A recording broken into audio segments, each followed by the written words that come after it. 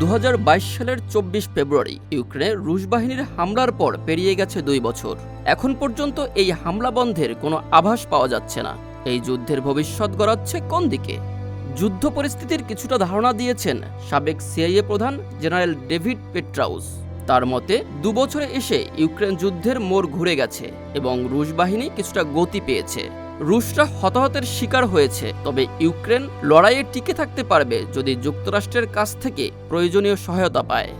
Reuters জানিয়েছে, এতদিন Joe Biden ইউক্রেনকে রাশিয়ায় হামলার পরিচালনার জন্য মার্কিন অস্ত্র ব্যবহারের অনুমতি দেননি।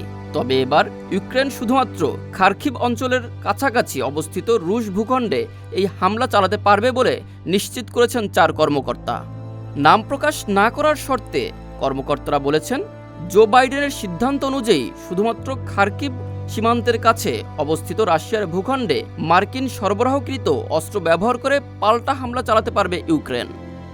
এই বিষয়ে সাবেক হোয়াইট হাউস ন্যাশনাল সিকিউরিটি কাউন্সিলের অবসরপ্রাপ্ত সেনা লেফটেন্যান্ট কর্নেল আলেকজান্ডার ভিন্ডম্যান বাইডেনের নীতির পরিবর্তনের প্রশংসা করে বলেন, অবশ্যই এটি সঠিক পদক্ষেপ। বেশ কিছুদিন ধরেই ন্যাটো ও তার মিত্র দেশগুলো রাশিয়ার অভ্যন্তরে ক্ষেপণাস্ত্র নিক্ষেপ এবং সামরিক স্থাপনায় আঘাত করার অনুমতি দেওয়ার জন্য জো বাইডেনের প্রতি আহ্বান জানিয়ে আসছিলেন। তবে রাশিয়া বরাবরই এমন পদক্ষেপ সম্পর্কে সতর্ক করে দিয়ে বলেছে, রাশিয়ার ভূখণ্ডে পশ্চিমা অস্ত্রের আঘাতের পরিণতি হবে ভয়াবহ।